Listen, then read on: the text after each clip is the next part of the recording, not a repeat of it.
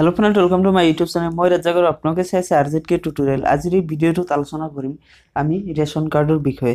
আগতে ভিডিওত আলোচনা কৰিছিলো যে আপোনাৰ ৰেশন কাৰ্ড নে ডুপ্লিকেট নে অৰিজিনাল হেতু কেনেকৈ চাব। তো মোৰ ডেসক্ৰিপচনত এটা ভিডিও দিয়া আছে, লিংক দিয়া আছে। সেই ভিডিওটো চাই পেলাই আপোনালোকে চেক কৰিব পাৰিব যে আপোনাৰ ৰেশন কাৰ্ডটো অৰিজিনাল নে ডুপ্লিকেট। সো এই ভিডিওটোত আলোচনা কৰিম যে আপোনালোকৰ বাবে ভাল খবৰ আছে। ৰেশন কাৰ্ড যিসকলৰ আছে তেওঁলোকৰ কি নিয়ম আহিছে নতুনকৈ সেইটো চাওক। তো যেটো আপোনালোকে মেশিন চাই আছে, এই মেশিনটোৰ জৰিয়তে ইয়াত আপোনালোকৰ ৰেশন কাৰ্ডৰ সকলোখিনি নাম, কাৰ নাম আছে সকলোখিনি ইয়াত এই মেশিনটোৰ ডিটেইলছ থাকিব। আপোনাৰ ৰেশন কাৰ্ডৰ যেটো ৰেজিষ্ট্ৰেচন নাম্বাৰ আছে সেই নাম্বাৰটো ইয়াত ডায়াল কৰিলে আপোনালোকে সকলোখিনি পাই যাব।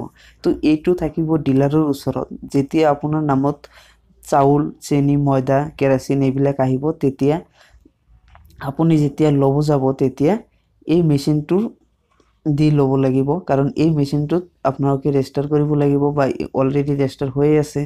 তো আপোনালোকে এই মেশিনটোৰ কাৰণে কি কৰিব যে আপোনাৰ নাম যেটোত আছে ৰেশন কাৰ্ডত তাক এটা দিব, আপোনাৰ ডিজিটেল ৰেশন কাৰ্ড দিব, আৰু সেই ডিজিটেল ৰেশন কাৰ্ডটো এই মেশিনটোত সুইপ কৰাৰ লগে লগে আপোনাৰ ডিটেইলছখিনি আহি যাব, আৰু আপোনাৰ নামত কেৰাচিন কিমানখিনি আহিছে বা চাউল কিমানখিনি আহিছে, চেনি কিমানখিনি আহিছে, সকলোবিলাক এই মেশিনটোত চাব পাৰিব, আৰু ইয়াৰ সঠিক মূল্য কিমান টকা সেই মূল্যটো চাব পাৰিব।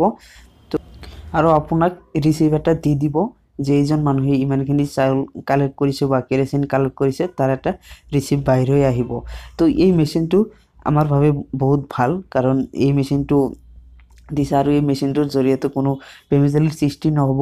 আৰু এটা কথা কি, এই মাহত যদি আপুনি যদি চাউল, চেনি বা আটা, ময়দা এটাও লোৱা নাই, কিন্তু নেক্সট মাহত আপুনি ল'ব, বা এই মাহত আপোনাৰ পইচা নাই, তো আপোনালোকে যেতিয়া নেক্সট মাহত আহিব তেতিয়া সকলোখিনি ইয়াত শ্ব' কৰিব যে আপোনাৰ নামত কিমানখিনি পেণ্ডিং হৈ আছে চাউল, কেৰাচিন।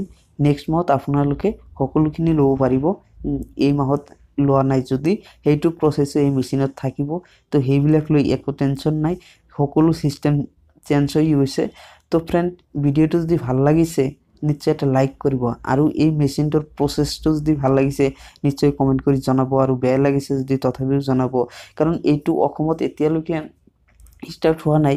বাকী আদাৰ্ছ ষ্টেটত হৈ গৈছে, ৱেষ্ট বেংগলত ইফালেদি হৈ গৈছে, কিন্তু অসমতে এইটো অতি সোনকালেই এই নিয়মটো আহি যাব।